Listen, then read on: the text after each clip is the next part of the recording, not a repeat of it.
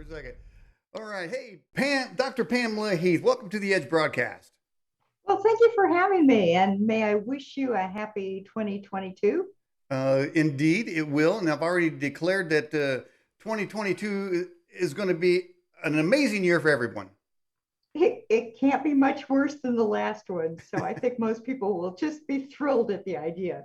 Yeah, well, hey, that's right. And we're gonna give us some tips tonight. But Doctor Heath, man, handbook to the afterlife, and you've got so many various productions that you have. In fact, if people want to go to your website, I put a link there, and you've got resources there, and you've got some PDF files and some slideshows. Pretty interesting, and it's really well done. Your website is really well done. I've seen Well, thank thousands. you. I am my own webmaster, so I Yeah. appreciate that. So I mean, you get And I right to the have point. no advertising. No. It's meant to be a resource because there's so much misinformation on the internet Hmm. that I used to go to a lot of ghost hunter meetings back in the pre-COVID era, and I would hear the same questions over and over again, and it kind of drove me nuts because I would hear other speakers say, "Well, we don't know that," and I'm thinking, "Yes, we do. We have some very good knowledge about many of the things people were asking." And I'm like, and clearly it wasn't getting out there. Hmm. So I did put together the website and the videos and the audio stuff and the PDFs and Hmm. slideshows, Hmm. all that stuff as a way to try and give people a, a source of free information that Hmm. they could learn from the parapsychology angle of things from someone actually knew the research. Hmm. Well, like I say, an excellent job on that. Well done. So let's just ask a simple question. Just very easy. Is there life after death? I believe so, yes.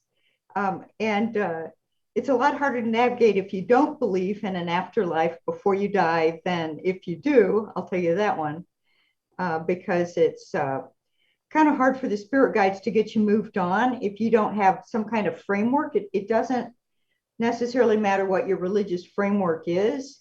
If they have something they can work with that they can help you understand what's going on, you're a lot better off. Hmm. I think the spirits I've seen throughout my life that were in the most trouble were usually skeptics Hmm. who did not believe in an afterlife, and then they felt alive even though they were dead, and they just could not figure out what was going on, and they had no training, no background, no way of understanding what was happening to them. Mm. Now, I've heard that that that ghosts are really souls that should have went to the light, but they didn't know they're dead, and they're kind of hanging around. What's your take on that? Well, there can be lots of different things going on. That's what sort of makes it interesting whenever you do a haunting investigation, is because it's almost never a single thing. It's usually a mix of different things all meshed together and misunderstood and confused. So you can have, for example, place memory, which is not an active spirit. You can still be alive. You don't even have to be dead to Mm-hmm. have people see place memory that you recorded of yourself. Hmm. Because I've run into that before, where I ran into a guy who didn't believe in ghosts, but he did believe in place memory because he had actually been seen by a living person and he was still alive. He was telling me this story, and they saw him like he was a ghost, but he had just been in a very emotional time, and he had Hmm. probably used mind matter interaction to record the environment, and then people saw it and they thought it was a ghost. It wasn't. It was him. Place memory. You can see, I think, sometimes they are spirits without consciousness, sometimes they are spirits with consciousness, and there may be some things going on like time slips that people misunderstand and think it's a ghost, and you have two different time periods seeing each other at the same physical time. Hmm. There's So, do you believe in lots of things. okay? Do you believe in the multiverse theory? um, I do, actually. So is it possible that, and I don't know if this connects to the multiverse theory, some part of it would be, but are we living lives somewhere else right now? There are versions of ourselves. I kind of think of it like if you were to ever to see how a bee has a vision of the world. you ever seen an image of a bee's eyes and how they see? Yeah, I'm a Like beekeeper lots actually. of little hexagons. Hmm. Ah, well, there you go. Yeah. So they're seeing different versions all over, Okay. slightly different. Okay. Okay. I can see that. They have, That's yeah. sort of the way I view the Okay. multiverse. Okay. So yeah, they're Oh, and see now there you go because now I'm thinking, let's say for instance when it comes to uh, transvestites, I figure well, okay, well, there's male and female, but maybe in a multiverse they got confused and they've come to this side. They say we're a woman over there, but now they're a man over here, and they have this residual desire to be what they were. How about that? well, it can be that. It can be other things too, though. I mean, if you've had a lot of past lives, and I do believe in past lives, if you've had a lot of them in one gender, it could be hard to switch over. Mm-hmm. And it could also be that they had done a blueprint where part of what they wanted to learn was um, to live life from a different viewpoint. So Mm-hmm. to live it as a transvestite. So I believe there's all kinds of different possibilities going on. And it's the same as like with parapsychology. You're going to get people upset because they think it's one thing or another, and it's not. It's multiple things that can be happening. Okay, well, hey, we got a number of questions coming in. Here's one from the avatar name of Cardinal Sin. It says, "Do we have hands in the afterlife?" If you think you do, I Mhm. mean, what's interesting about conscious spirits, which we'll call, you know, ghosts with awareness, like people traditionally think of ghosts, that they can see you, they're aware of the living, they can react. They appear the same way they think of themselves. So if they think of themselves and they don't think about shoes, they won't have shoes. If they think of themselves and they're extremely depressed, they may be a gray blob and have no hands and just sort of be this featureless, formless thing. So basically, and you can actually see someone who died when they were 100 as a 5-year-old little girl or little boy. So it's how do they think of themselves in that moment is Mhm. how they see themselves and how you may see them. You can't necessarily be too literal. Mhm. Okay, and we have this from Put Yahweh First. And I don't know if you've looked at the website, but we had a couple polls up there and related to the to tonight's topic, or actually Yeah. to the guest, which is you. One of them, of course, is ESP. So, Yeah. and I'm going to give you the results of that. Of course, the answers Yeah. are not at all. Yes, I have it. What is it? I have intuition. And the results right now is 61 or 63% people say they have intuition. 26% say they have ESP, and then another 10% say they have nothing at all. But at least the fourth one's not mentioned or not checked because it says, "What is it?" So evidently everybody knows what it is. And so this question is relevant to that poll. And from Put Yahweh First says, "Can you move objects with your mind?" Can I personally? Well, it Yeah, just said I've use. I don't know. I've done mind matter interaction. I find it interesting how often people have had experiences that they don't recognize what happened. And I ran into this when I was doing my dissertation because I was interviewing people about the experiences they'd had. So I could try and tease apart what were the key aspects of the lived experience and what was sort of irrelevant shaft you should ignore, it's distraction, and sort of boring down on common ground. And when I was interviewing people, a lot of times they said, well, I can do this, but I can't do that. Or I've had ESP, but I've never had mind matter interaction, or the other way around. Mhm. And the more you start talking to them and asking about their experiences, they started to realize, no, they'd had a lot more experiences than they'd realized. It's like, and sometimes it's how you ask the question. For example, if you ask most people, if you walk into a room where there was just a fight, you missed the fight, but you walk in, there was just a fight. How many people, and there might not even be any people in the room anymore. How many people can sort of feel that in the room? And most people will say, yes, I can. Mhm. Mhm. So they're picking up on something. Um, how you label it and how well you can recognize it when it's sort of slapping you in the face depends in part on your culture. And you sometimes see it with gender that it's sort of more accepted in one gender than another, which depends on the culture you grow up in. Mhm. So you talk to, for example, cultures that are very open to the afterlife and to seeing dead ones return, Mhm. and like you may get 100% of widows and widowers will get a visit within a week after the death.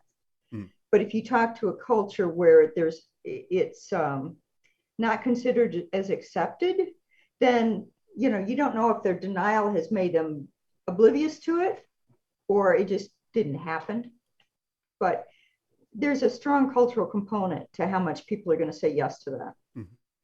All right. Smoke C from the live chat says, Doctor, is it really death when we die, or is it just a transition from one realm to another?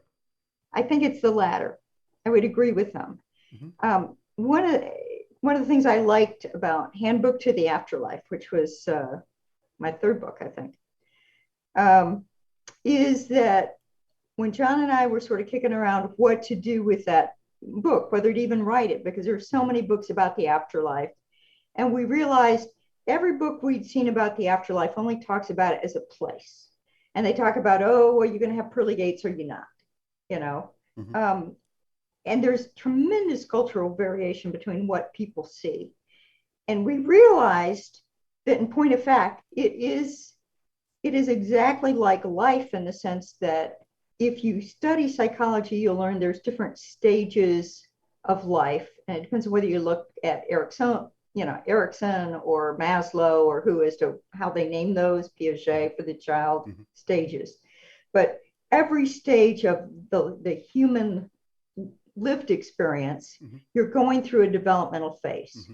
And there are things you're supposed to learn and master, and then that sort of moves you to the next phase. Mm-hmm. We realize the afterlife is the exact same. It's a continuation of a process that started during life. And there's different phases with different things you have to learn, different ways you can get stuck and messed up, and then what happens next and how you progress farther. Mm-hmm. And so what Handbook to the Afterlife talked about was those different stages. And it is from a definite perspective that it's the same as life in the sense that you've got things to learn. Mm. Well, I do have some news for my Christian friends there. There are no pearly gates mentioned in the Bible, nor is there little fat naked babies called cherubims. And St. Pete's not going to meet you at the gate. There's no recording of that anywhere in the Bible. But those are myths that sort of come up. That doesn't disclaim what's in the Bible, but there are things that come alongside it that I think we need to address here, just face to face. All right, here's a question from our moderator, Jade, who's running both our chats in our YouTube streaming channel and both on our website. It says, Doctor, what's the difference between ESP and tuition?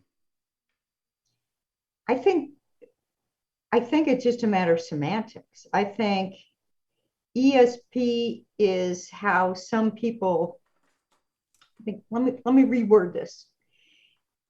Intuition is a far more accepted type of ESP that most people can accept. So I found throughout my medical career that people get very bound up in language. And if I was getting a psychic hit about something, depending on who I was talking to, they would be more apt to accept it if I used the right terminology. So like with a surgeon, you talk about gut feelings. Surgeons like guts. It's part of the body. You talk about a gut feeling, they're more apt to listen to what you have to say. In the general culture, intuition is a word that is very well accepted. Mm-hmm. Now, what you have to remember with intuition is it's not going to be pure ESP. It's going to be all psychic information comes through the unconscious mind. Mm-hmm. Okay? So the less you've worked on your own personal baggage, the more accurate ESP is going to be contaminated by information from your unconscious. So you might have a deathly fear of something like, oh, that bridge. It might not have anything to do with what you're getting ESP wise. It could be what's coming from your unconscious mind, your unconscious fears. So in the original Matrix, the little boy there was able to bend a spoon with his mind. Now that's telekinesis, isn't it? Yeah, we call it temporary metal softening. Yes. So do these things work hand in hand, telekinesis, so to speak, and ESP? A lot of people think they're the same thing. This is what I did years ago. Wow. You did A lot of that. fun. Yeah, yeah. Wow. When you're what's interesting about ESP and PK, or what's now known as mind matter interaction, Mhm. just because it's a more accurate term, is that the more you study them, the more you start to realize they may be the same thing by two different words. Mm. So that's why a lot of parapsychologists will talk about psi, the word PSI, Mhm. because because we aren't really sure whether we're talking about something where we're affecting the universe, or we're getting information, or if it's this sort of mix where you're getting constant feedback intuitively, um, at the same time as you're acting Mm. on the world around you, so to speak. Okay. Mhm. With metal softening, what you do is you focus on putting energy into something, and generally you're just sort of tapping it in the air, and you wait for it to just, and you suddenly feel a shift, like it's suddenly really, really, really soft, and it's just like a spaghetti noodle, and you just do whatever. The more interesting one I ever saw was someone who tied a pencil in a knot right in front of a friend of mine, a wood pencil, ordinary number two wood pencil, tied it in a Mm. knot. Mhm. S- And So is that it I haven't been able to do. all right? But is it then that people have certain powers within our mind or our conscious that we don't know that we have?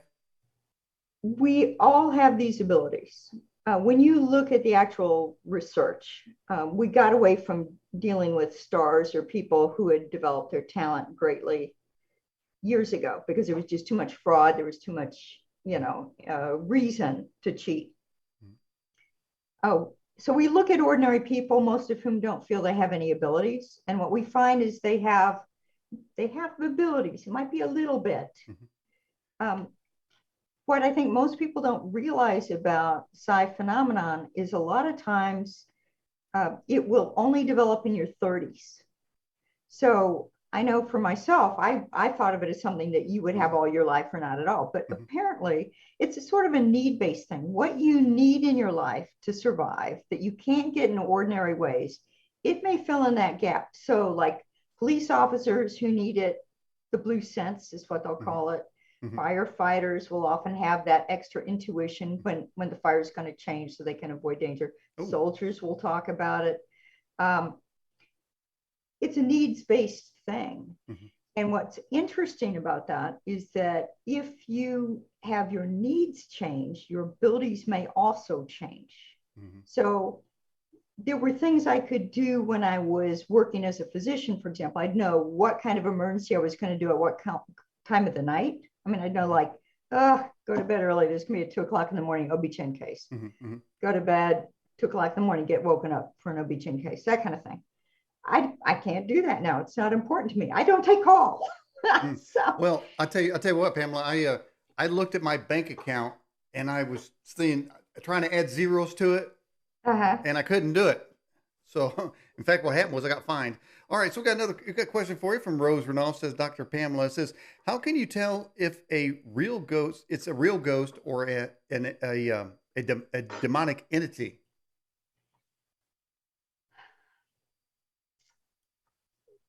Well, there's a couple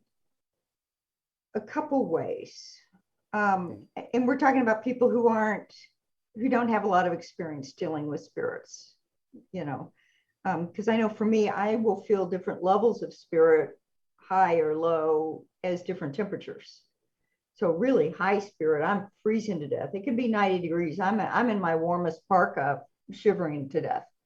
It could be a real low spirit, and I'll feel them as very warm and just ugh, don't want to be near them. But I think what you want to look at is if you are getting messages, or you feel you're getting messages from a spirit, are they helpful or are they unhelpful? If they are helping you to be a better person and to Mhm. live a better life Mhm. and to be happier and Mhm. to get along better with people, then it's probably a positive spirit. Okay. Okay. If it's saying negative things to you, no, Mhm. you don't want it. And you always have spirit guides. Mhm. You can always ask them, to protect you. You can Now, visualize is yourself it, surrounded by white light, that kind of stuff. Dr. Pam, is it possible that our own conscious, our own thoughts, we may be misinterpreting them as spirit guides? Absolutely. It's really tricky, but it gets back to the bottom line. Is it helpful? Is Hmm. it not? Hmm. And then take things with a grain of salt. It's the same as people who remember their past lives. You can't get too literal. You have to sort of take a Hmm. step back and say, okay, this may be coming from me. This may be coming from a better source. You Hmm. know, if you don't have a lot of experience and you Hmm. haven't worked on your own issues, your own baggage a Hmm. great deal, it's going to be hard to tell. And sometimes it's even hard to tell when you have worked on your own stuff. It's like, okay, this is going to be a tricky one. Hmm. Um, but you can always go back to that touchstone. Is this really helpful? Hmm. Is this not Okay. helpful? Okay. And I do understand that. And but there's also, and you mentioned past lives. There's also this scripture out there in the Bible in Hebrews. It says it's appointed unto men once to die. After that's the judgment. Now, I happen to subscribe to that. I haven't, because I haven't been convinced, and I haven't seen somebody who's been dead that came back. Am I just not seeing them correctly, or what's the situation there?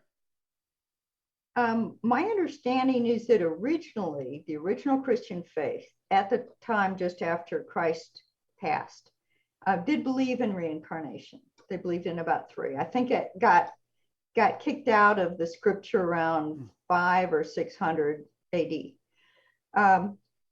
But I would say the most interesting evidence for reincarnation, what sort of changed my mind about it, was a book called 20 Cases Suggestive of Reincarnation by Mm-hmm. Dr. Ian Stevenson, Hmm. who's a psychiatrist out of the University of Virginia.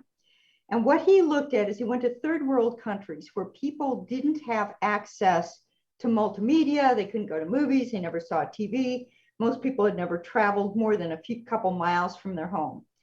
And if you can talk to children, usually between the ages of 3 and 5, these children could accurately describe entire past lives. They could identify people in their family.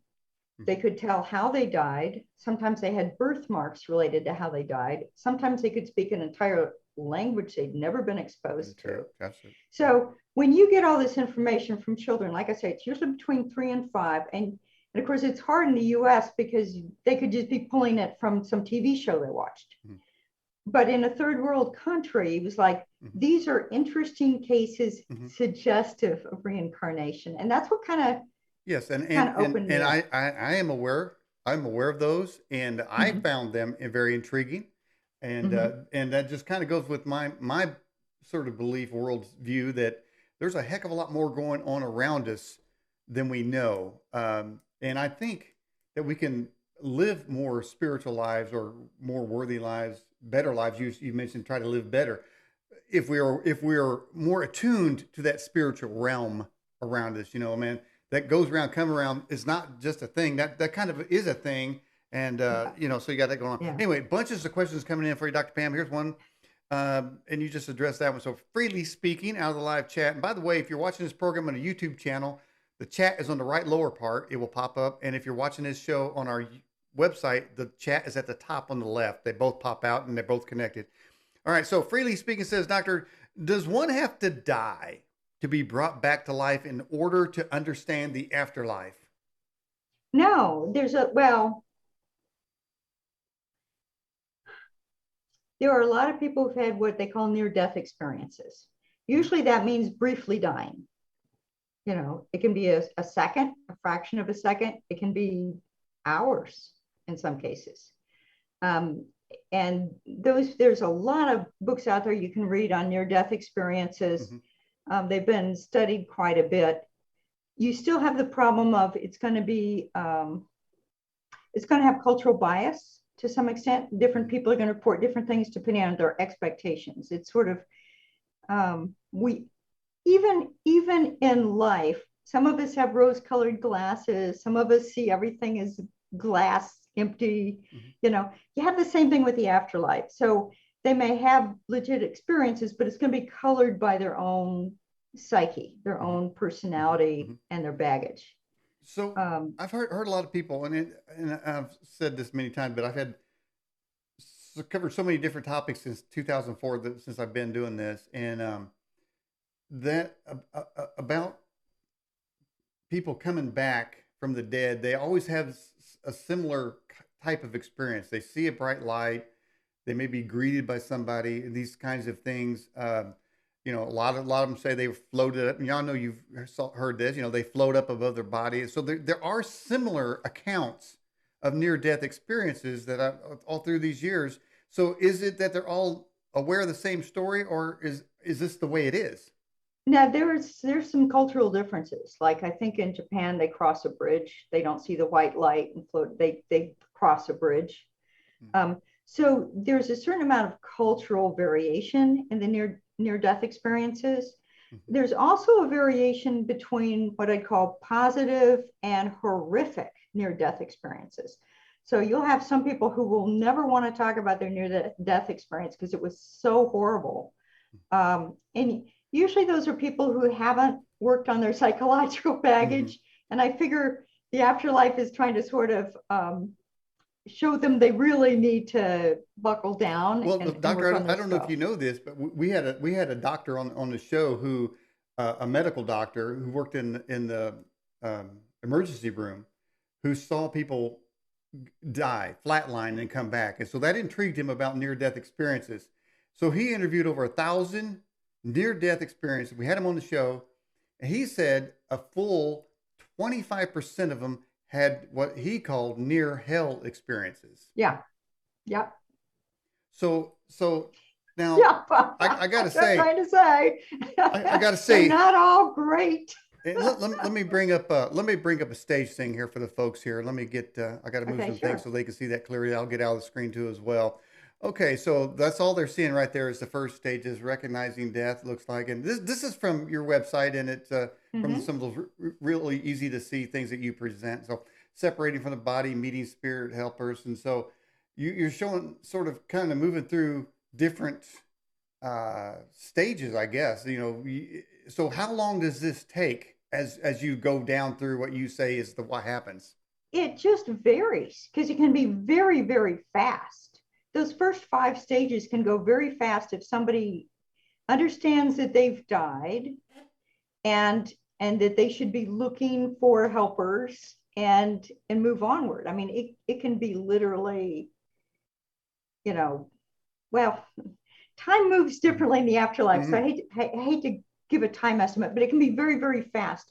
The separating for the body is something that can be cultural to a certain extent. So if you look at some of the people who channeled this information back to us in the early 1900s, they thought that they were stuck on their body, stuck with their body for 3 days. Mm-hmm. I think that's kind of a cultural thing.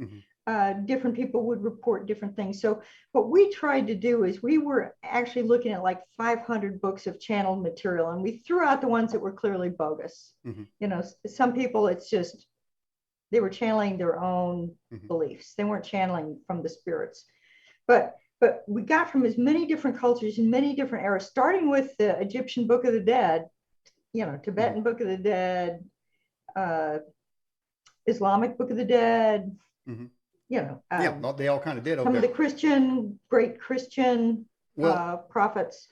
So we started from that, but we also looked at recent stuff, and we tried to sort of separate out the stuff that seemed to be cultural mm-hmm. or depending on a certain era rather than Yeah. going Well, throughout. it looks like from what I can see is that reading that is that I mean I'm not perceiving you addressing that 25%, and I understand. Oh, because that's a near death experience. Yeah. Yeah.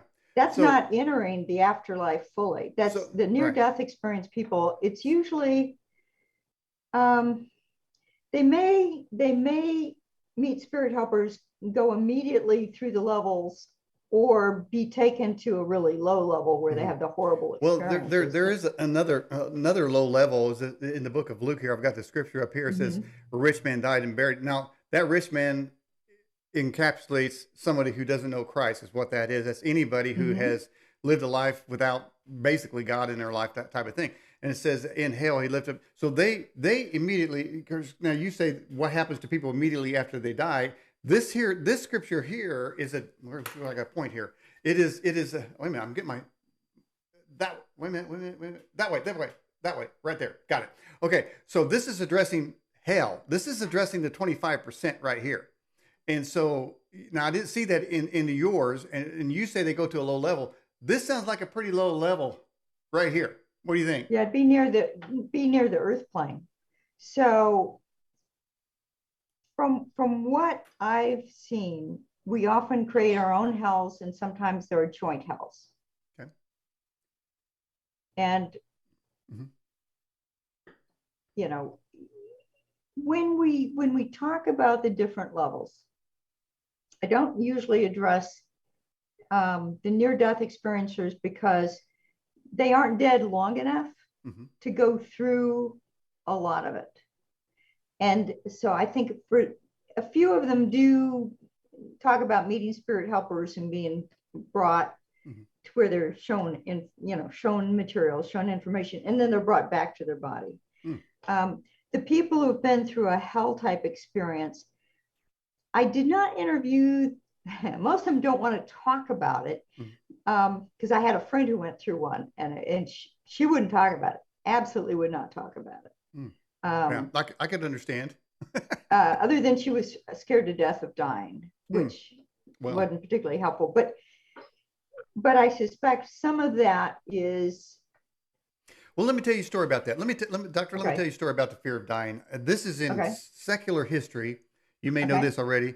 But back in the Roman Colosseum days, when they persecuted the Christians, they would bring them out the Colosseum and they would chain them to a pole, and then they'd bring out the lions. It sounds like a movie, but it's true. It's what they did. It's real. And of course, they were persecuting the Christians. They tried to stamp that out. And because it was challenging, they perceived it was challenging the rule of the Caesar. So they want to make a spectacle out of them. Well, certain Christians, this is from secular history, and this is certain Christians, when they were near certain death and the lions were coming to get them, it is recorded, it said that some wore their chains as necklaces, as badges of honor, whereas others screamed in horror and pleaded that they would deny this Christ person they were all worried about. But the people that weren't fearful of death, it says literally that people in the Colosseum stands jumped out and went down to them and asked, what is this faith you have that you don't have this fear of dying? You are about ready to get mauled apart. They wanted whatever it was they had inside that would keep them from that kind of fear. So you talk about the fear of death, and I think sort of the false apostates, those who don't know Christ, kind of had that fearful thing. They didn't know where they're going, kind of like you just said about this person. They didn't know where they're going. So yeah, they're going to have this intrinsic fear. It's going to overwhelm them. So they can't even think about it. But you know what? It's appointed unto man wants to die. At some point, Doctor, you and I both know that we're going to go to the great beyond and see what's over there. Yep. And that's when we'll know the real truth. So be aware. I'm not arrogant about saying I know for a fact exactly what it is. I don't think any of us do until we're there. In fact, somebody pointed out in a live chat, I'm watching it live, there was a song written for this. It was called "Don't Fear the Reaper." Oh yeah, no, I know it well. Little Oyster Cult. I'm learning that on my guitar too. It's a little tricky. All right, so here we go. Another question. Song. Got more great questions in for you, Doctor. Can ghosts be the fallen angels or something called the Nephilim? I don't think that's what ghosts are. Is what I would say. I mean, most of the ghosts I've run into were either people or animals. Now, how do we know, Doctor, how do we know that we're not dead? And this is all an illusion? How do we know that? I mean, I see you digitally. You may not even exist. I could be talking to another universe. How do I know? Well, you could be talking. Yeah, actually, if you want to talk about electronic phenomenon, ITP, instrumental transcommunication.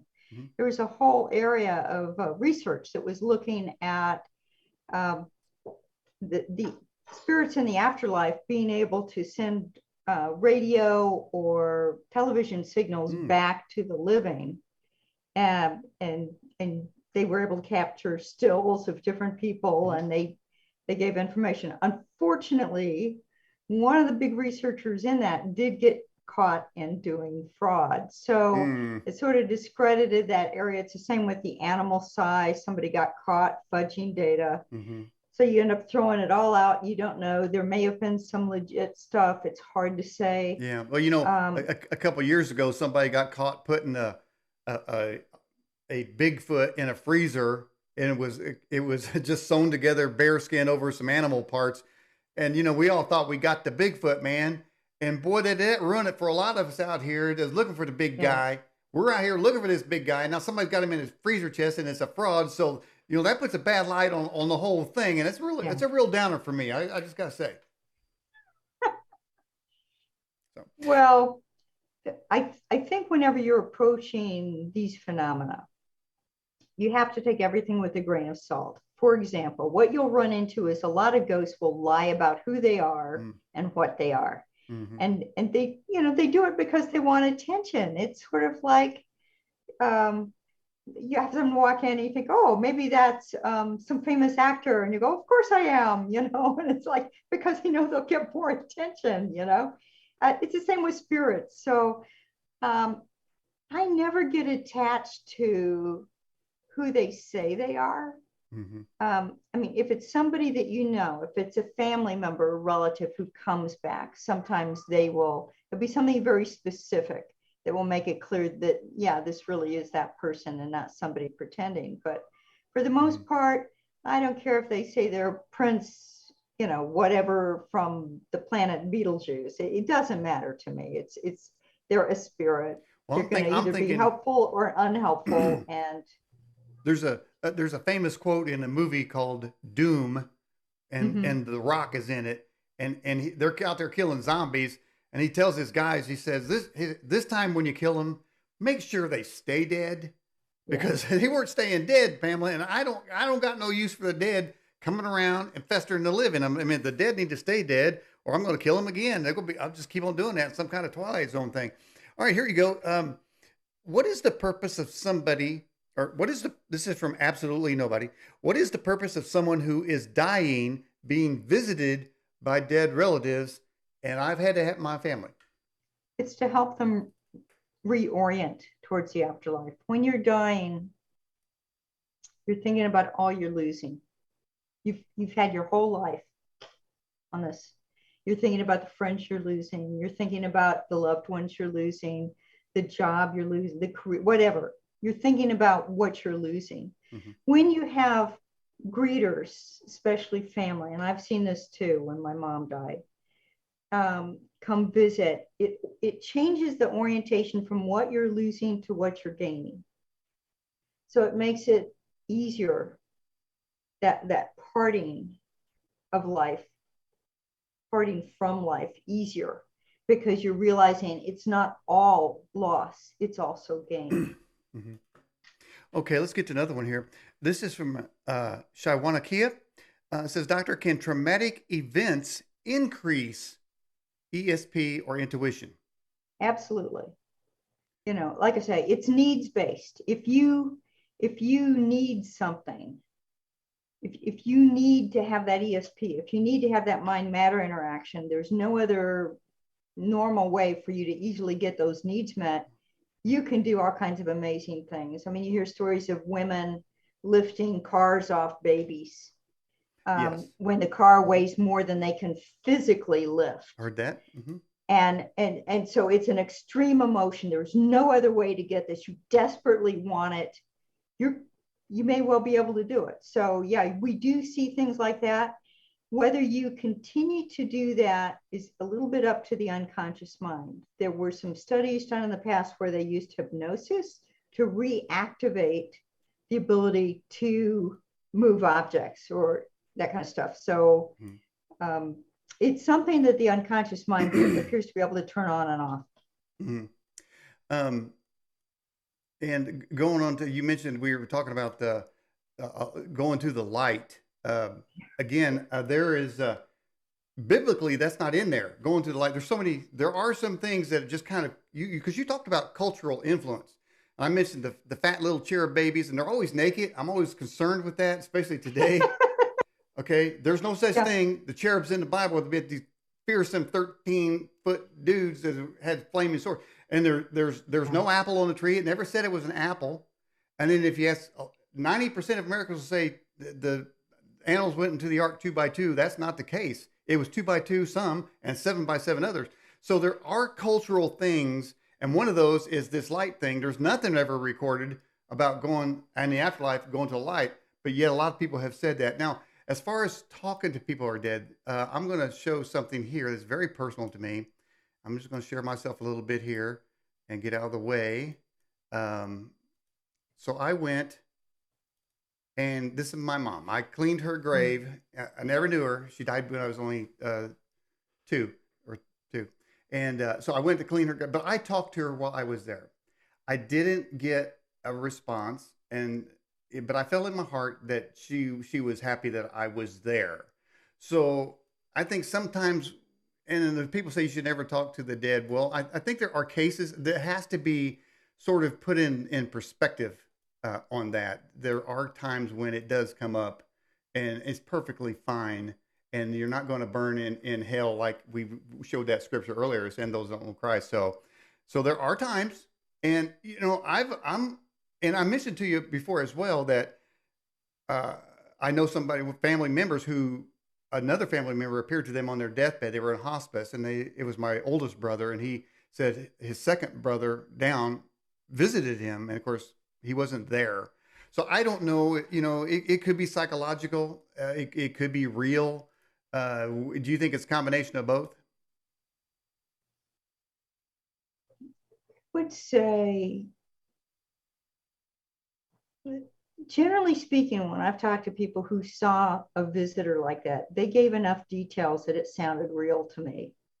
Could it be imagination? Sure, it could. They could be hallucinating, but I think most of the time, the people I've talked to, it just, how when you talk to somebody and they give you a story, you can sometimes tell, is this real? Did this really happen, or is this person spinning a yarn? Like a West Texan likes to spin yarns, okay? Mm-hmm. They do. I went to medical school in Texas, so I know about Texans. But most of the ones I've talked to who describe it, there's just something. It's sort of like the difference between a precognitive dream and a regular dream. There's a different feel to it. A precognitive dream that comes true in the next month or 3 months or whatever, usually it has more details. It has an odd vividness to it. There's just something about it that sets it apart from a regular dream. I think it's the same with these visitors.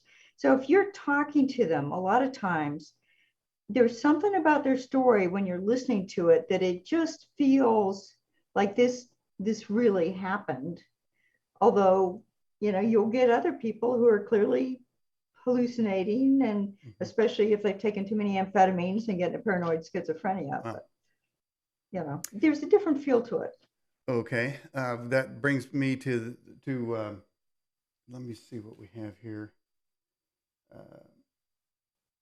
There's a story. I don't know if this is this scripture. Let me see if I can see what this scripture says here. It says, their death in Hades gave up the dead, and they were judged according to their works. So we mentioned earlier, as I mentioned earlier, that there are people that when they die, they go to another place. Some people go and experience. Now you gave a PDF file or a file of what you believe happens, but then I've mentioned the other 25%, and this is one of them where they're judged according to work. But the story goes that there's somebody that's in this place called Hades or hell. Some people call it hell, Hades. I'm not sure what the difference is, but they're talking to somebody that's in another realm, and they're saying, I want to come up, tell my brothers, because they're on this earth plane and they don't believe in this afterlife. Talk about, they don't believe there is such thing as afterlife, and we're talking about the handbook to the afterlife. So this would be appropriate conversation to have. But, the other side says to him, well, we could send a prophet, we could send miracles. They're still not going to believe. They're dead set in their paradigm that there's no afterlife. And somebody's down in Hades saying, well, there is an afterlife. But this guy who's in Hades didn't know he was dead because he was talking or he was waiting. So the dead was able to speak from Hades to people in another realm. It's really amazing stuff when you talk about different realms and different dimensions that when you look at, say that was written 2,000 years ago, but put it in today's context, it could have been another dimension he was talking to. Could be, but there's also, it's interesting how often the dead are not aware of other dead that are around them. So they sort of almost are in different bubbles in an odd way. Sometimes they're deliberately kept that way. If the one thing I think that you would agree with is the afterlife is based on love. Okay, that's how the source, God, operates, is on love. Okay. And so if you have people who know nothing but hate, Ooh. you don't want them contaminating a world that operates on love. So you might sort of buffer them, almost like a sound buffer, energy buffer, to keep that hate from bleeding out to everyone else. So in some cases, the spirit guides apparently do separate people and buffer them. Like you talk about the suicide bombers, that they get, buffered from the other population. And you get some people who sort of self-buffer. They'll, they have these self-creating prophecies. Do you remember the old Robin Williams movie?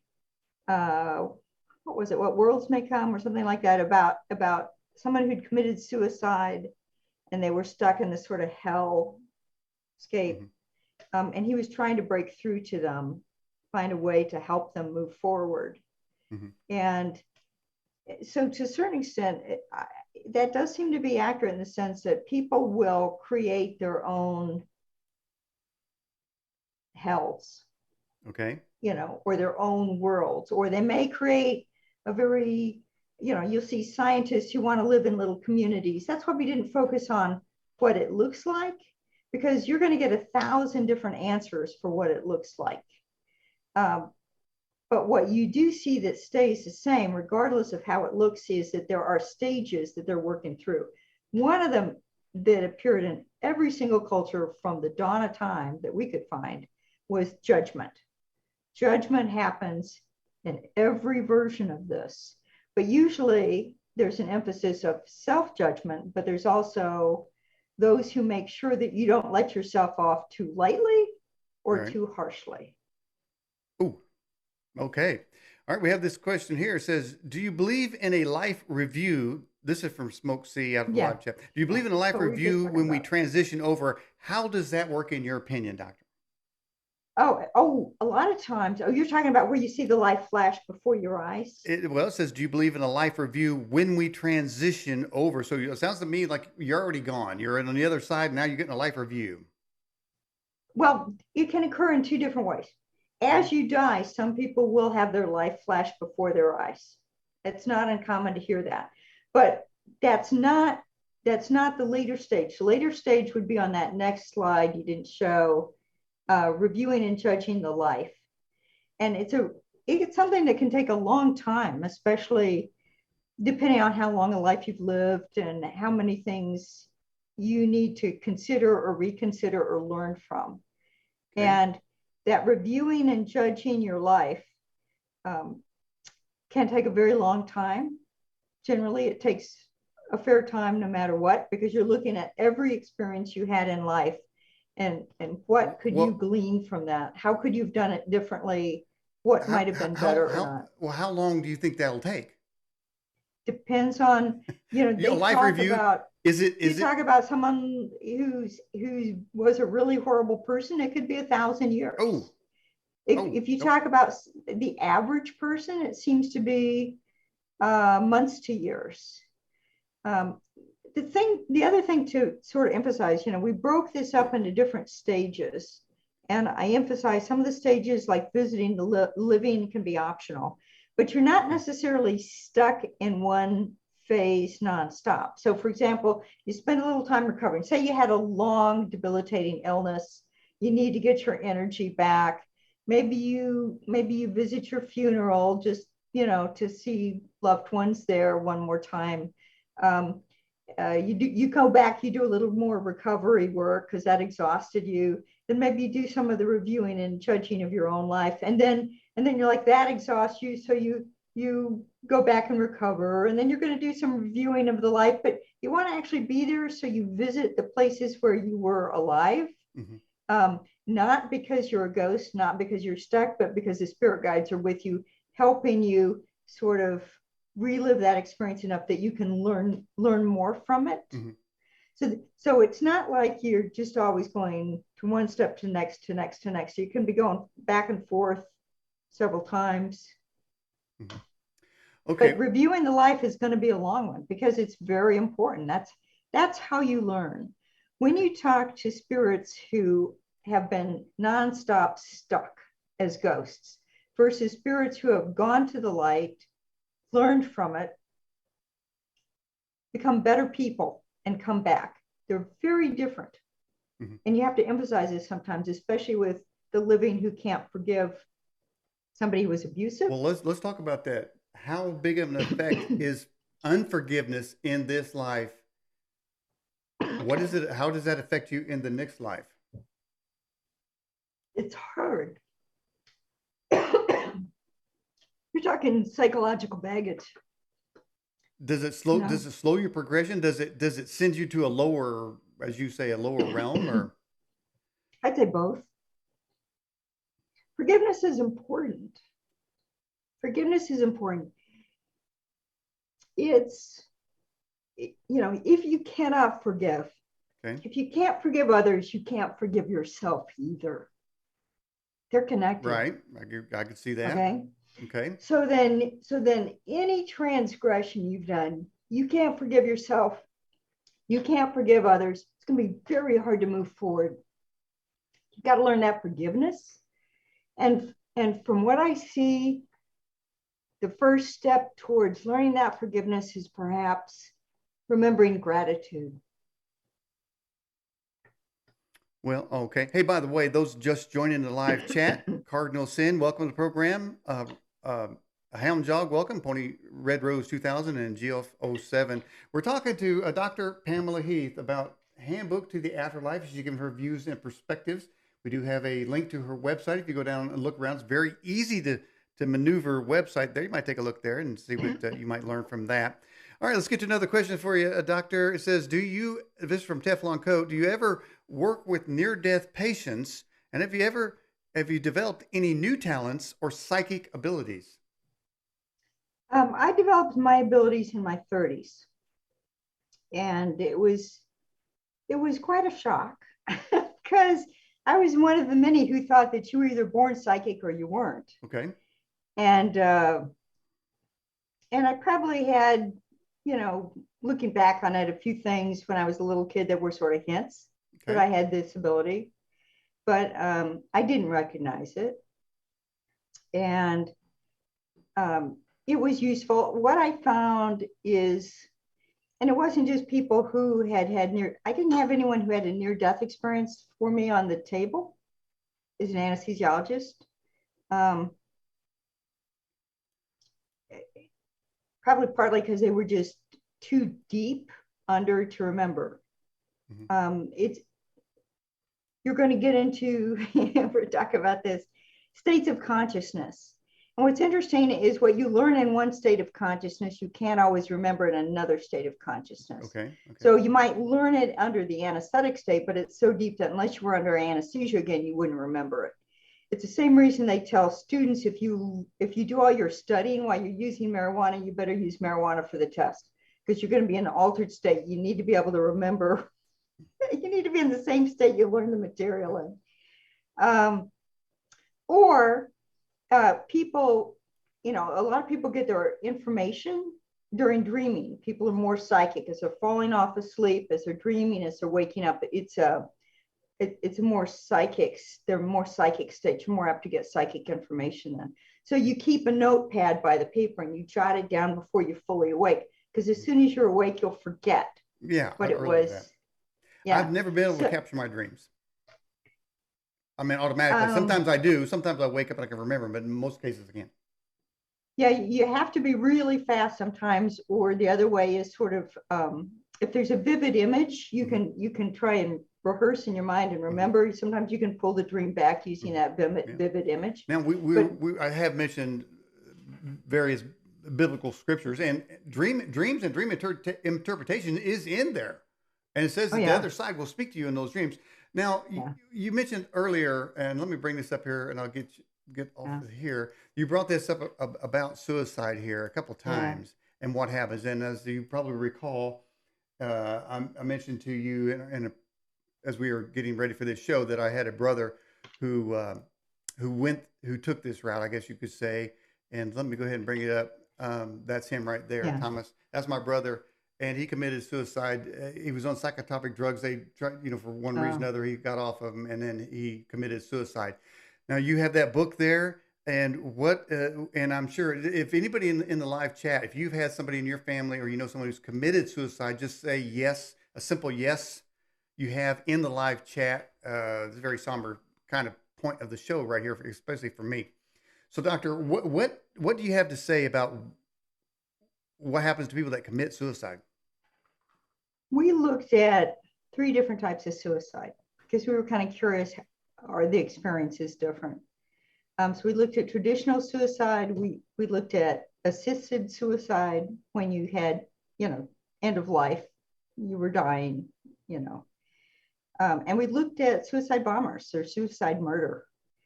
And what I think surprised me most was that both the suicides and the suicide murderers um, felt very othered. They felt they didn't have other options. Um, they had a lot of regrets. They had a lot of trouble moving forward. I do believe that they're all eventually forgiven and that they all do eventually move forward, but it can be very hard. What was interesting to me was that with assisted suicide, um, we didn't see the regrets like that. There were one or two who said, I had actually written that suffering into my blueprint, my plan, and this was what I was supposed to get out of it. And I kind of cut that short. I kind of regret that a little bit. But most of them didn't have regrets. The other types of suicides did. And and I think the other thing is how devastating it is for the family and everyone left behind. Because there's all these woulda, shoulda, coulda. Why didn't I see the signs? Why couldn't I have stopped it? What if I had done something different? It's just devastating for the Mhm. family. There's a lot of anger, there's a lot of guilt, there's a lot of grief. And So the spirits on the other side can feel that. They're still connected to you. They can feel that. So a lot of them had regrets about the pain they caused mhm. those So, they left behind. but I've heard that people say that people who commit suicide uh, are they may be trapped in some netherworld because they have an unfinished business, and see, this is a quandary too, because as I mentioned, I think we showed a scripture earlier. Let me see if I can bring that back up, where it says here, like I get it back in the screen here, and I got to get myself back in there, and then I'm going to pull this back up here. Where is this here? Look here. Okay, so it's appointed. Well, that's not it. Appointed once unto man to die. Where is that one there? This one here. There it is. Okay, so does, in your view, and I know you're not claiming to be a biblical scholar, but No. people who commit suicide change this appointment? I, from what I can see, they do often end up in a bad place. Hmm. Um, but part of the problem isn't that God is unable to forgive them, but that they're unable to forgive themselves. And it takes a long time sometimes for them to get past that, to Hmm. move forward. Hmm.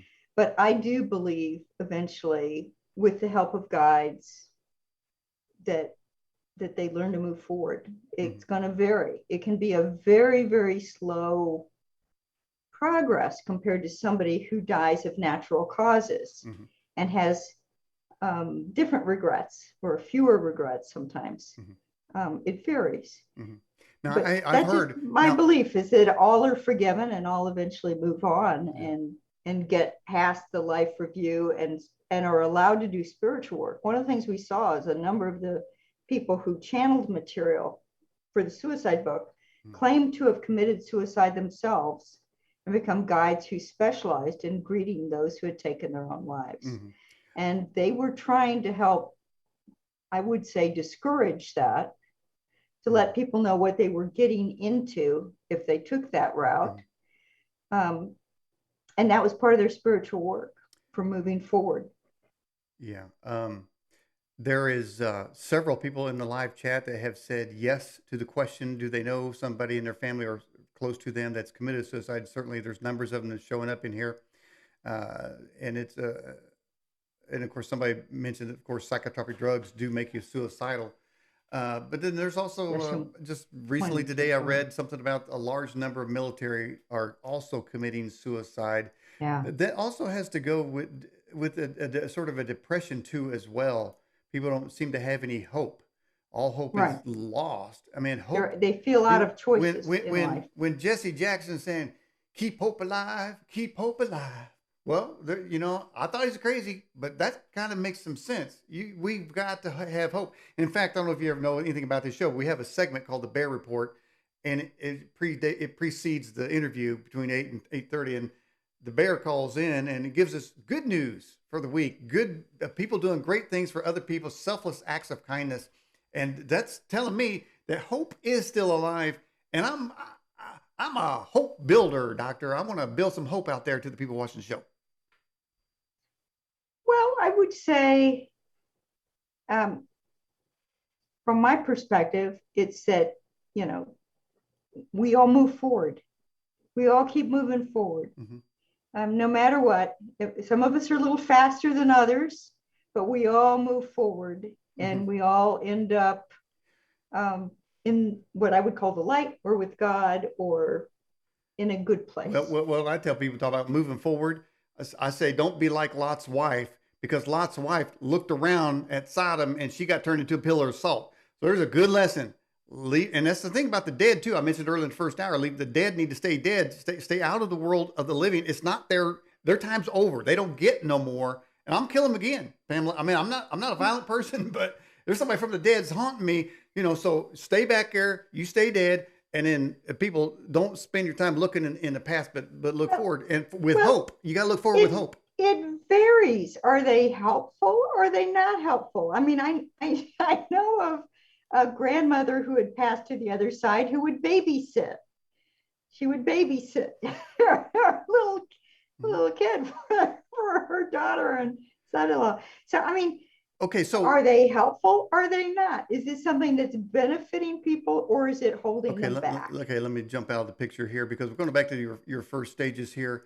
And this is, and you know, I'm just giving you a platform to speak your views. I'm not saying I agree with everything, but certainly your views are valid, and we need to hear them. So, but there is another view out there, because I was doing some pre research for the show about what happens after you die, and then there's something out there called the 1 minute after a believer dies, and that popped up several places on the internet. I was looking to see what happens, you know, because you had. I didn't see the time frame of what yours were. That would be, well, first you'd be recognizing you're dead, right? Yeah. Because otherwise you wouldn't see the angels. Well, I hope you, I think somebody would know, but you know, if they're talking, but how can they recognize? No, they don't always figure it out. The problem is they often describe feeling so alive that they can't. It's like that Bruce Willis movie, The Sixth Sense. Yeah. They're only seeing what they want to see, what they expect to see. It takes them a while sometimes to realize they're dead. I'm probably the only person who wasn't surprised by that movie. I was watching that movie, and just after he was shot, I was like, I bet he's dead. And I'm watching the whole movie the first time, and I'm thinking, I'm betting he's dead. He's just not seeing what's really going on. So at the end, I was like, yes, see, I knew it. He just never saw it. Well, so in terms of the angels, you have to recognize you're dead first and separate from your body. So the angels would be meeting spirit helpers. Moving through levels, it can be instantaneous, just about going. And if you're straight at the light, to me, that's God's presence, that energy. Well, but wait a minute. Yeah. If you're dead, you say you got to realize you're dead. Yes. But if you're realizing, then you're not dead, are you? You can't be realizing if you're dead. No, you can realize you're dead. You can be looking down at your body and going, holy cow, that was me. What happened? And you look, and the spirits are going, you've died. it's time to go with us, Mm-hmm. and we're going to help you meet, or there might be Mm-hmm. people to meet Mm-hmm. you Mm. that you want to see, family relatives, for example. By the Your by mom the might visit. by the way, this 1 minute looks like that's for people that know Christ there. So I'm just pointing that out. So somebody think, hey, you got Right, a, right. I got a free ride here. All right, let's And get feel they deserve to be in God's presence. You've well. got that self-belief too. Yeah. So, Well, um, I'm all about love over here. Hey, got more questions. Let me try to rip through them real sure. quick here. What's the difference between remote viewing and psychic abilities? Are they the same thing? Ooh, that's a good question, actually, because I've studied controlled remote viewing with Lynn Buchanan, who is one of the guys who um, was part of that original Stargate project for the CIA. Um, it's really interesting. Remote viewing is you're sort of you're creating, your unconscious mind is creating almost a duplicate of whatever the target is. And most psychics find it incredibly frustrating because the way you're doing it, you're separating it. You learn to separate out different types of descriptors by what's most apt to be garbage and what's most apt to be legit. Okay.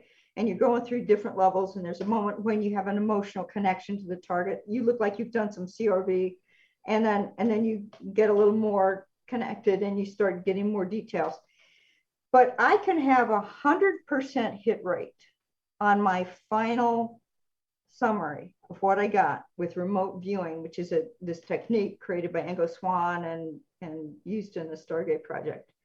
And I won't have a clue what I was looking at. And every single thing I say is accurate. And I have no idea. So I think of it as going from the details towards what it is. With psychic, you tend to start with what it is, and then you work towards the details. So it's a different way of getting information. What's interesting is a lot of people who do remote viewing for a long period of time develop more psychic abilities, maybe because your unconscious is like, screw this. We're going to do the shortcut. We're just going to go straight to the target, and see it for what it is instead of, playing this game of getting there. But they do seem to be different. And there's certainly different approaches, and you get different levels of information. And there are times I will do both just because you get such different levels of details. Wow, that's a great answer. All It right. was a very good question. Hey, Yeah. how about this question out of the live chat? And by the way, people got a few more minutes here.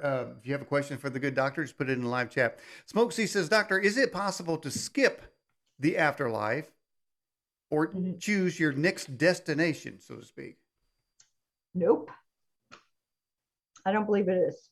You're stuck? I mean, there's an order that you can't get out of?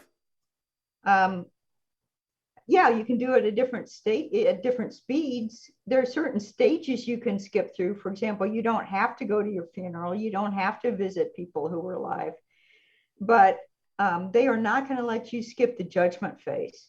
Because that's where you learn. That's where you grow. That's when you become a better person. So that if you are someone who, is going to then go to the next stage is your spiritual work. So it might be, and it's self-chosen. Do I want to do something, that like act as a guide for somebody I care about, or act as a guide for somebody who's going through the same thing I went through? Because it's another way of learning. We all know that one of the best ways to learn is to teach. So it sort of reinforces whatever you've been learning. I don't know. They say those that can't do teach. I don't know. Is it? But my parents were teachers. No, that can't be true. The best thing you do is teach. If you can teach somebody to fish, they can feed themselves for a lifetime. Yeah. So I've got no problem with teaching. I don't like it. I don't like that line there. That euphemism. Who made that up? Sound like a Debbie Downer. But I do think you can learn a lot by teaching others, because they'll ask questions that are very good and that you may not have thought of, and in helping explain it, then you learn too. You talk about not getting out of your life review. I mean, we've showed a couple times that scripture of Hades, where you go if you don't know God, and then you go to this place, but it says later, then it says that you get that life review, and if you're in that place and then you get your life review, it is not going to be good no matter what you say. because the scales will be balanced, good deeds and bad deeds. And I got a feeling that it's like a brick, boink, on the bad deeds, kind of like in the Ten Commandments. All right. Well, I will mention again, I mentioned it briefly before. Part of the reason you have guides to help you through the judgment phase is that some people do judge themselves too harshly. And they want you to see the good, not just the bad, because you've got to see a true balance.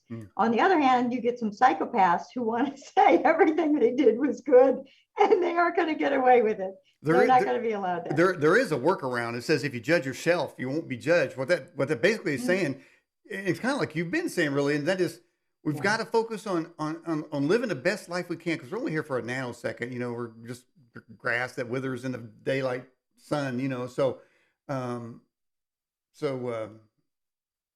It's best to try to stay focused on doing the good deeds so you don't end up having to get in that situation. All right, so here we go. Let's ask another question.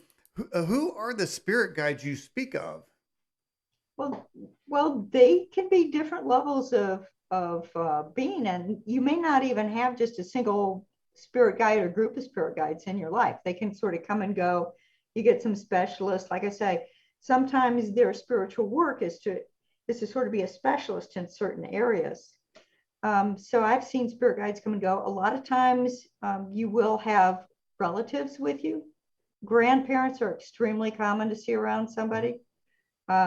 Extremely common. It doesn't mean that they're all the time, but they'll often be there just to sort of, surround you with love every once in a while when you need it, encouragement, that kind of stuff. So. Okay. Alrighty. Teflon Co says, Doctor, when you dream, are you really spirit traveling? Well, there are people who do spirit travel during dreaming, and there's also lucid dreamers who will use it as a way of getting accurate psychic information. But for me, when I'm dreaming, I'm usually just dreaming unless I specifically want to connect with a certain spirit. Every once in a while, you'll have shared dreams. Those are really interesting, where it appears you and other people will go somewhere in the astral. It's like what he's talking about. And you'll have these really weird details, and you'll wake up the next morning and go, whoa, that was some dream. And you call up a friend and they had the same dream, and they're pulling up the same details. So you're like, it varies. Okay, so I had a very lucid dream the other day. Let's do some dream interpretation. So there's this tower. It looked like some sort of a radio tower or cell phone tower, and it reached all the way up to the stratosphere. And then it began to fall. And it fell across the land and smashed a bunch of stuff. But it landed next to a factory. And the factory had cars in it, and they were all sprayed with something. And I understood in my dream that was sprayed to protect them from nuclear radiation. And then I'm in the dream driving as fast as I can to get away from it. What meanest the dream thereof, Dr. Heath? Well, one thing I would warn people who do want to interpret their own dreams is that there is a certain amount of very personal symbology involved. So the first thing I always ask someone is, what do they think it meant? Because that way they can tell me what their personal symbols are, and that will add to the meaning. You also have to separate out how much is just general fear, how much is recap of something you happened to see that day. Did you see a disaster movie? Right. So you're just like everything else when you're dealing with the paranormal, you're trying to separate out all the different factors.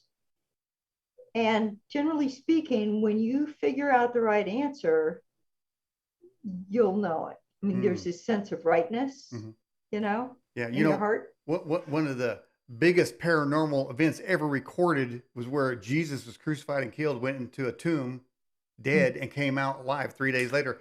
Isn't that the definition of paranormal? Well, you would have religious scholars argue that, and in fact, some of the most interesting writers, one of the most interesting writers is Herbert Thurston, who was a Catholic priest, very devout, And one of the things the Catholic Church was very concerned about was separating out true miracles from God from paranormal abilities of humans. And so they really, some of the best books I've read were in the 50s and are incredibly well thought out in terms of looking at, is this of God? Is this of human? Or is this of God working through a human? Okay. And so they would go through that whole rigmarole. I would say, though, based on the fact that so many times you see paranormal things with the saints and others appear to be cultural, that they're certainly shaped by the person who's experiencing them, if it's not created by them instead of by God. Okay, so you're not going to help me with my dream interpretation, but I actually love dream interpretation, but I would start by saying, what do you think it means, and explore it from there. Well, I would think it means that it was a cell tower, and I'm tired of getting one bar on my thing. And so I'm going to blow the world up with a nuclear bomb unless somebody gives me 4 bars, because I got 4 bars on my phone and I never get 4 bars. Right. I think that doesn't feel right. Could it also be, though, since you have your own podcast, your own radio show, that you're trying to reach the heavens, you're trying to reach the world, and it's frustrating. Say on. Maybe I'm about ready to hit the big time. I don't know. But whenever I'm doing dream, I do a lot of dream interpretation for friends. So I would just say, one of the things I do is I always explore what the symbology means to them. And I also always accept feedback, because symbols can be very personal, and what those symbols would mean to me wouldn't be the same as to you. Okay. Well, I'm in the mood to interpret somebody's dream. Freely Speaking says, when I was a boy, I slipped off a water. Wait a minute, this is not a dream. I thought it was a dream. Oh, well, when I was, I'm going to interpret it anyway. When I was a boy, I slipped off a waterfall and fell 30 feet onto the rocks below. I was unconscious and floating above my body. I said, I'm dead. Then I was back in my body. Did I really die? No, I don't think he died. What he had was an out-of-body experience, which we can have in traumatic moments. And I think might be, I don't know for a fact, but they might be a little more common when when there's a question of, are you going to go back to your body or not? But I've done that. Something happens, you popping out of your body and you're seeing it, and back in you're not dead. What if you start popping out and say you got some bills to pay and you really don't want to pay them, so you're thinking, hey, I just go and check out now and I got to worry about them bills. I mean, can you? Well, your body is still there. It's just your consciousness is separating from your body. Yeah. They've done some interesting studies that show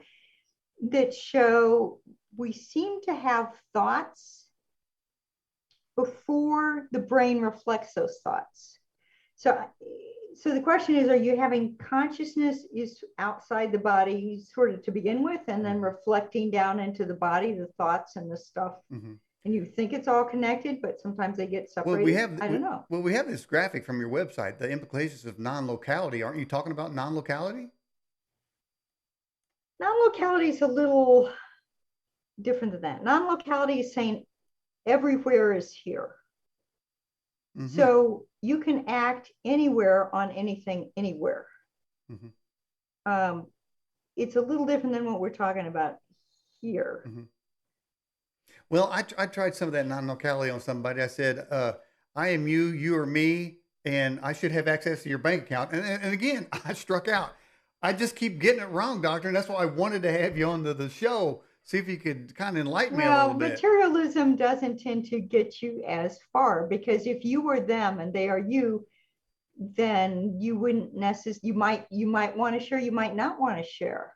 Well, then the guy starts singing, I can't go for that. I can't go for that. So that didn't work. But I agree with you, though, about consciousness or even a dream. It seems to me those aren't local. I just can't explain it. It doesn't seem like it's manufactured, because something has to put those pieces in a coherent film, into a movie. Something's got to assemble those parts. And I don't, nobody's ever really explained, no scientist has ever explained that. One of the great consciousness is a great mystery. That kind of goes with the afterlife. It's a great mystery. People have been searching the afterlife and wondering for thousands of years since some people came out of a cave, they came out with a club. I didn't come from that group. I came from a better group. But some of the people they come from these 8 people, and they didn't have any sense anyway. So I don't know if they was looking for the afterlife or not. They were looking for a banana or something. So, hey, we're getting near the end of the broadcast. Doctor, by the way, welcome Vivinka Amato, Robert Birdsall, and Nine Lives all to the show. Tell us about your website. What can people find there? Oh, well, my website is my name, PamelaHeath.com, and it has no advertising. It does not track people. I don't, if it collects data, I don't know about it. And I'm the webmaster, so I ought to know about it. Wait a minute. Wait. Do you use cookies? I think everything has cookies, but it doesn't collect or save them. Okay. I don't get them. I just don't. Basically, what I wanted to do was give people a source of information that's more trustworthy than Wikipedia, which is just a disaster, in terms of inaccuracy. And try to answer some common questions. In fact, if I get enough questions from people by email, I'll add it to my FAQ pages. I have speeches, slideshows, videos, stuff you can download. Everything there is free, and everything is without advertisements.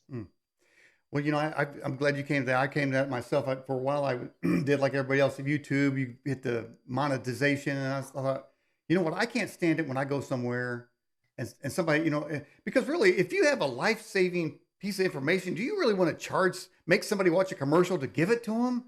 I mean, these paywalls is just out of hand. People put them everywhere. Yeah. Read three words and you got a paywall. It's like, you really don't want to help me. You want me to finance. So I took it off. I just stopped monetizing a couple of years ago. I just won't do it. So there's nothing on my side either.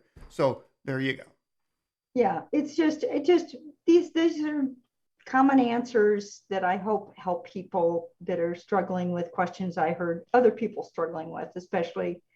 It's very frustrating that so few people have actually read the research, because we have formal experimental research since the 1880s. And there's actually an online parapsychology library that anyone can subscribe to and read all the journal data, text searchable, that they want. So there are links on my website to that library.